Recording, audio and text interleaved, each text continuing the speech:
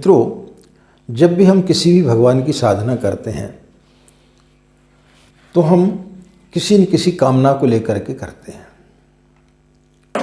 कोई न कोई हमारे मन में कामना रहती है कि हमारे बच्चे की शादी हो जाए, हमारा व्यापार चलने लगे, हमारे लिए अच्छी पत्नी मिल जाए, हमें अच्छा पति मिल जाए, हमारी अच्छी नौकरी लग जाए। यानी किसी न किसी प्रकार की कोई न कोई कामनाएं हमारे मन में रही आती हैं और उसी के चलते जो है हम साधना करते हैं। लेकिन कभी कभी ऐसा होता है कि वो चीज़ें हमें प्राप्त हो जाती हैं, उसके पश्चात हम फिर दुखी हो जाते हैं। इसलिए शास्त्रों में निष्काम साधना का महत्व ज़्यादा बताया गया है। तो आज हम निष्काम साधना के बारे में आपको जानकारी देंगे कि यदि आप निष्काम साधना करते हैं तो फिर आपको ईश्वर से मांगने की आवश्यकता नहीं पड़ती है। ईश्वर फिर आपको जो देता है उसमें निश्चित रूप से आप निहाल हो जाते हैं। राधे राधे, जय श्री कृष्णा। नमस्कार, मैं आचार्य पंडित गिरीश बारोलिया, गायत्री महामंत्र। ओम भूर्भुवः स्वः तत्सवितुर्वरेण्यं भर्गो देवस्य धीमहि धियो यो नः प्रचोदयात्। अखण्डमण्डलाकारं व्याप्तं येन चराचरं तत्पदं दर्शितं येन तस्मै श्री गुरवे नमः। तस्मै श्री गुरवे नमः। मित्रों, आज की बात हम प्रारंभ करें उसके पहले एक तिब्बत की बहुत प्राचीन कथा है, उसके माध्यम से हम आपको इस बारे में यानी निष्काम साधना के बारे में बताएंगे। निष्काम साधना हमें कैसे करनी चाहिए, क्यों करनी चाहिए। तिब्बत की एक कथा है कि एक व्यक्ति था, वो अपने मित्र से कई वर्षों के पश्चात में मिलने के लिए जा रहा था। जब वह उस मित्र के यहाँ पर पहुँचा तो रात्रि में उसे नींद नहीं आ रही थी। उसने अपने मित्र को बुलाया। उस मित्र को उसने बोला कि मित्र, मेरे पास में एक बहुत ही अद्भुत ताबीज़ है। उस ताबीज़ के माध्यम से यदि आप कोई भी 3 चीज़ें मांगेंगे वह तुरंत आपको मिल जाएंगे। लेकिन मैंने जिन जिन को भी दिया वो सब के सब परेशान हो गए। जिसने भी मांगा उसका जीवन बहुत ही कलहपूर्ण हो गया, बहुत ही दुखपूर्ण हो गया। और मैंने भी मांगा लेकिन मेरा जीवन भी उसमें नरक तुल्य हो गया। लेकिन चूंकि मेरे पास में है और कई वर्षों के पश्चात में तुमसे मुलाकात हुई है, तो मेरे मन में विचार है कि मैं यदि आपको इस चीज़ के बारे में नहीं बताऊंगा तो बड़ी बेईमानी होगी, इसलिए मैं तुमको बता रहा हूँ। पास में ही उस मित्र की पत्नी खड़ी थी, तो उसको बड़े जल्दी हुई। उसने बोला, भाई साहब, आप जो भी चीज़ है लोगों को मांगना नहीं आता होगा, उन्होंने गलत तरीके से मांगा होगा, आप हमें वह ताबीज़ दे दें, हम उसका सही तरीके से उपयोग करेंगे।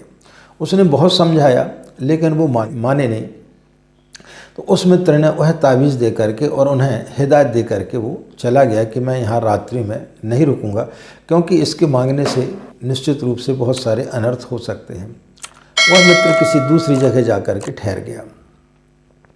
जैसे वो मित्र वहाँ से निकला, उन्होंने जल्दबाजी में उस ताबीज़ को अपनी मुट्ठी में लिया और बोले, हमें 1 लाख रुपये चाहिए। तो 1 लाख रुपये की रकम वहाँ पर उस समय बहुत बड़ी होती थी। तो जैसे उन्होंने 1 लाख रुपये की डिमांड की, वह ताबीज़ हाथ से गिरा। तो जैसे वो ताबीज़ हाथ से गिरता था, यानी उसका ये संकेत था कि आपकी बात मान ली गई है, आपकी जो आपका मनोकामना है वो पूर्ण होने वाली है। कुछ ही क्षण के पश्चात में उन्हें कुछ सैनिकों के पदचाप सुनाई दिए। एक थाल में 1 लाख रुपया सजाए हुए वहाँ पर सैनिक पहुँचे। उनका जो लड़का था वो सेना में था और उस राज्य का नियम था कि यदि किसी व्यक्ति का, किसी परिवार के किसी व्यक्ति की यदि जंग में लड़ते हुए मृत्यु हो जाए तो उनके परिवार को 1 लाख रुपया दिया जाता था।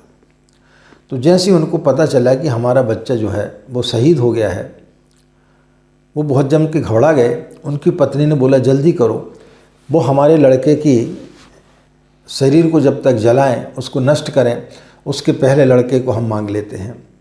उन्होंने तुरंत दूसरा वरदान मांगा कि हमारे लड़के को जीवित कर दिया जाए। थोड़ी देर के पश्चात में उन्हें कमरे के बाहर बच्चे की पदचाप सुनाई दी। उसने माता पिता को आवाज़ लगाई। वो बड़े प्रसन्न हुए। बाहर जाकर के उन्होंने दरवाजे के बाहर देखा तो किसी चलने की आवाज़ आ रही थी, किसी व्यक्ति की, लेकिन वो लड़का दिखाई नहीं दे रहा था, यानी वो भूत योनि में पहुंच चुका था। आप किसी को कितना भी प्यार करें, लेकिन यदि कोई आपको पता चल जाए कि अमुक व्यक्ति भूत बन गया है, तो आप उसके साथ में फिर जीवन यापन नहीं कर सकते हैं। अब वो बड़े घबरा गए कि अब कैसा करें।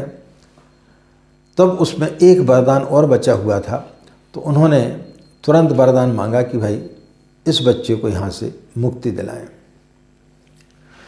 तो मित्रों, यह कथा भली झूठी हो या सत्य हो, लेकिन ये हम सबकी व्यथा है।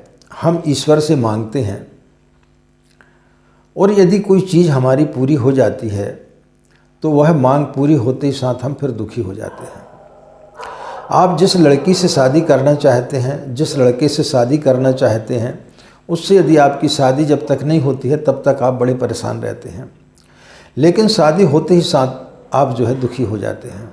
फिर वो पति या पत्नी, स्त्री या पुरुष आपको फिर अच्छा नहीं लगता है। आप पुत्र की कामना करते हैं, कई तीर्थ यात्रा में जाते हैं, भगवान की पूजा पाठ कराते हैं, ज्योतिषियों के चक्कर काटते हैं, और यदि आपको संतान हो भी गई, आपको लड़का हो भी गया, बाद में लड़का आपका जो है ठीक नहीं निकलता है।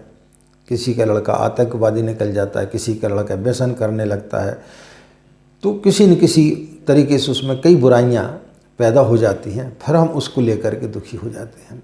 फिर हम भगवान से प्रार्थना करते हैं कि इसको ठीक कर दे।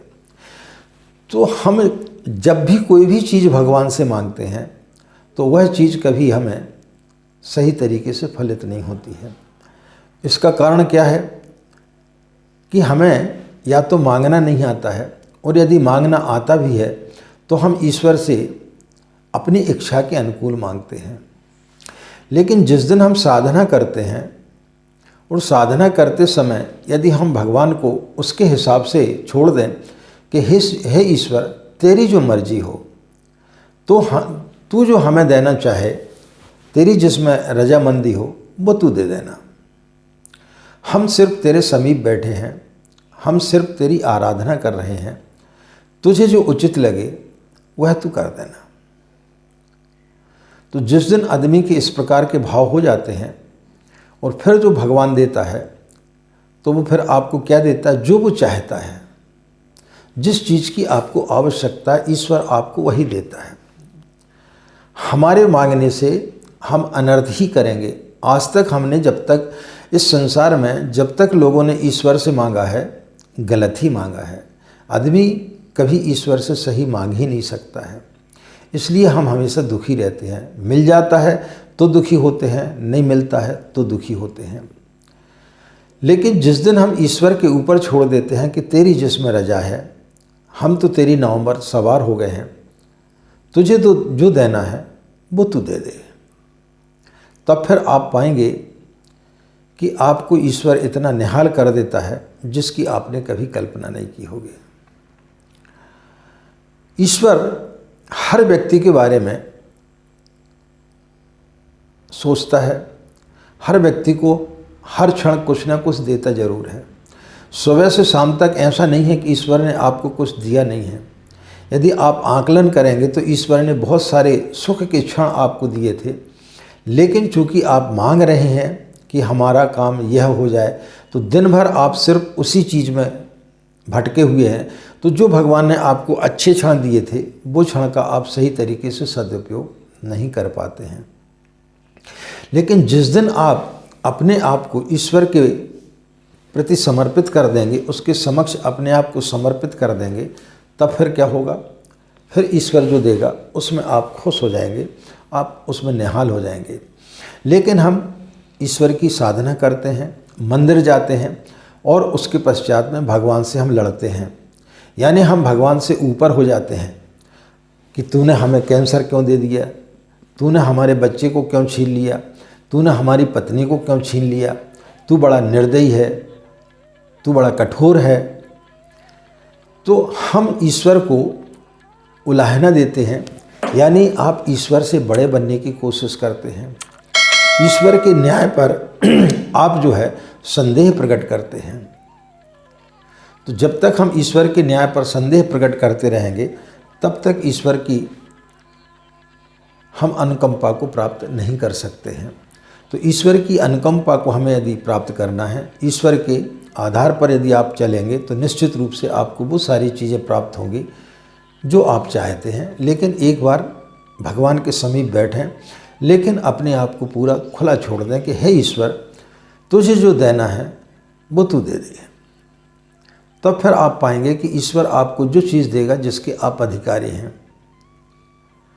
तो ईश्वर के द्वारा दी हुई चीज़ ज़्यादा सार्थक होती है बनस्पत उसके कि आप जो है ईश्वर से कोई चीज़ मांगें और वो आपकी मनोकामना पूर्ण कर देता है। लेकिन मनोकामना पूर्ण होते ही साथ जो है फिर आप दुखी हो जाते, जो चीज़ आपको मिल जाती है उसमें आपका रस जो है वो समाप्त हो जाता है। आप नौकरी के लिए भगवान से प्रार्थना कर रहे थे, नौकरी लगते ही साथ आपकी जो है उसमें जो आपकी इच्छाएं थी वो समाप्त हो जाती, फिर आपको उससे और ऊंची नौकरी की इच्छा होने लगती है। सुंदर स्त्री की कामना करते, सुंदर स्त्री मिल जाती है, फिर उसके बाद आप उस स्त्री को लेकर के परेशान हो जाते हैं, स्त्री पुरुष को लेकर के परेशान हो जाती है। संतान की इच्छा करते, संतान हो जाती, संतान होने के बाद में संतान को लेकर के परेशान हो जाते हैं।